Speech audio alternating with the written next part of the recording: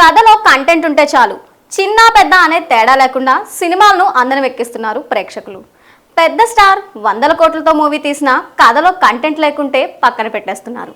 అదే మంచి కథనంతో చిన్న హీరోల సినిమాలు తీసినా బాక్స్ ఆఫీస్ బద్దలైపోతుంది.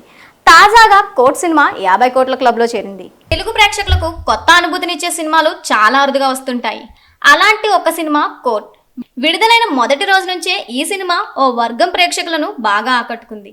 కంటెంట్ ప్రధానంగా ఉండే సినిమాలు థియేటర్లో ఈ స్థాయిలో వసూలు రాబట్టడం చాలా అరుదు.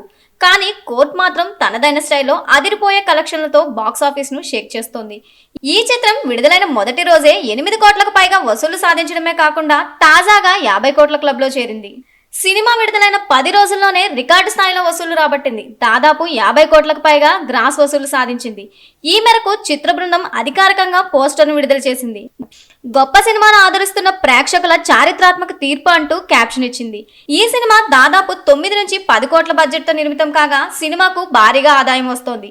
మరోవైపు కోట్ సినిమా డిజిటల్ హక్కులను ప్రముఖ ఓటీటీ నెట్ఫ్లిక్స్ 9 కోట్లకు కొనుగోలు చేసింది. థియేట్రికల్ రన్ పూర్తయిన తర్వాత ఓటీటీలో స్ట్రీమింగ్ అయ్యే అవకాశం ఉంది. మొత్తానికి కోట్ సినిమా కంటెంట్ బేస్డ్ సినిమాలకు భారీ వసూలు సాధించే బాటను చూపించింది.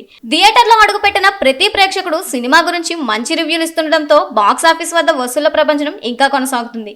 వారం ముగిసేలోపు మరింత భారీ కలెక్షన్లు రాబట్టే ఛాన్స్ ఉన్న ఈ సినిమా సక్సెస్ మీట్ లో టీంలో కనిపించిన ఆనందం అంతా ఇంతా కాదు.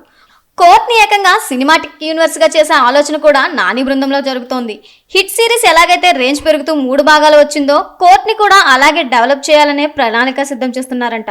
కాకపోతే ఎంచుకునే కేసుల విషయంలో జాగ్రత్త తీసుకోవాలి. కోర్ట్ రూమ్ డ్రామాలు ప్రతిసారి ఒకే ఫలితాన్ని ఇవ్వవు. డెప్త్, ఎమోషన్స్ ఇవన్నీ సరైన పాలల్లో కుదిరితేనే జనం ఆదరిస్తారు. నాని క్యాలిక్యులేటెడ్ గా పక్కాగా ఉంటాడు కాబట్టి డౌట్ అక్కర్లేదు.